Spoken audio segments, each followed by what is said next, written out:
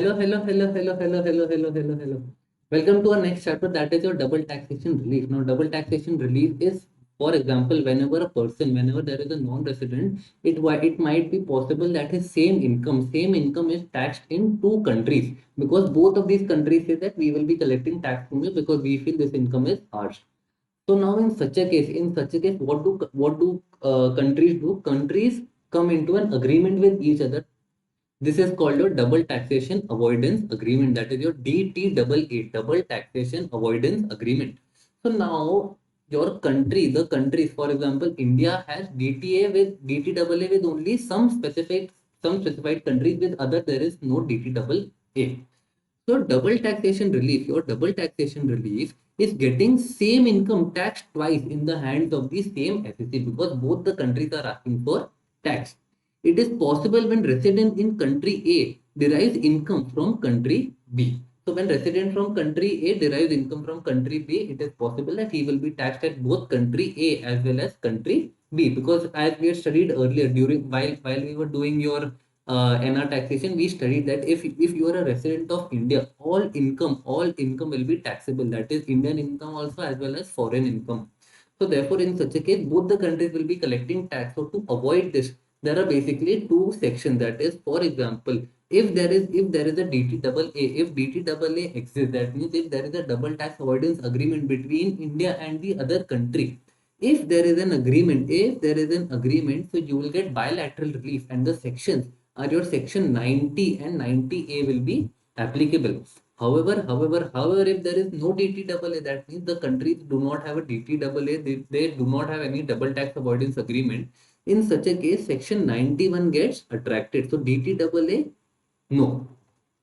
Now, method, what is the method? So, if there is no DTAA, it will only be taxed. It will only be taxed in the source country. That means the country where this income has actually been earned, it will only be taxable in that country, and it will be exempted. It will be exempted in the resident country. That means the place from where the person belongs, the country from where that person belongs, it will be exempt there, and it will be taxed in the source country. That means the country where this income is earned.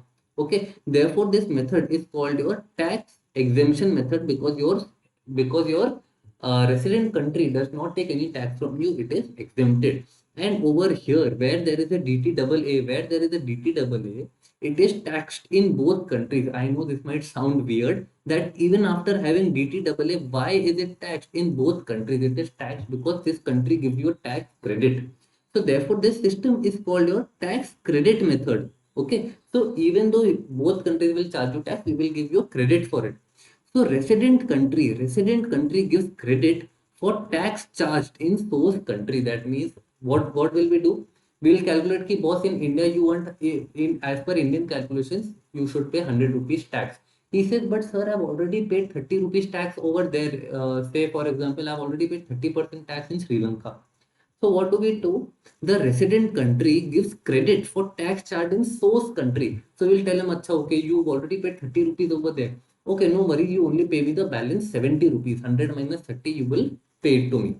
Okay, now your tax rate. Tax rate is from total tax payable. From the total tax payable, reduce the average tax percentage in India on your foreign income. So first you have to calculate what is your average percentage, what is the average tax percentage in India, and then you multiply it with your foreign income. So either that or tax percentage in foreign country, whichever is lower. So your average tax rate in India or tax percentage in foreign country, whichever is lower, that will be the tax that is applicable.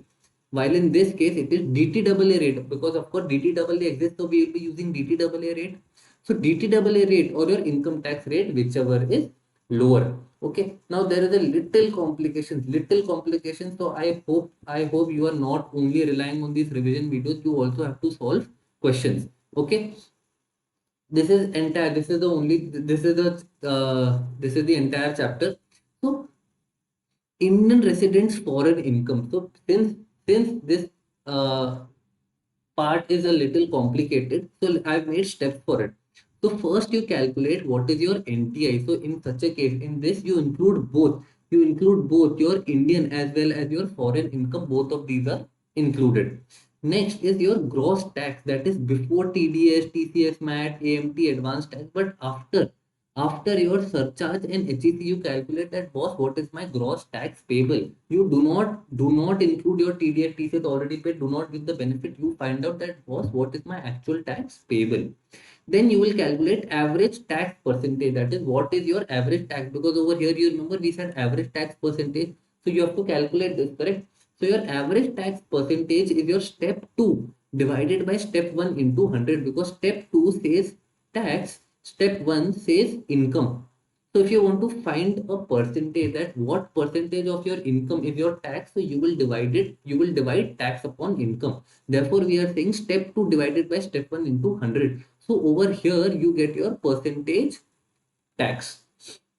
Now next is your percentage rate at which tax is paid in foreign country. This is your this part, that is tax percentage in foreign country.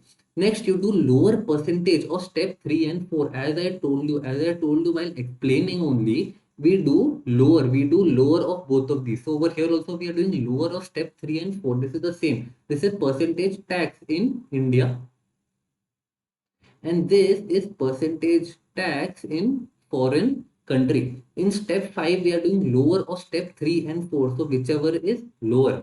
Now this percentage is your step 5 percentage, that is your actual tax rate. This you will multiply with your foreign income,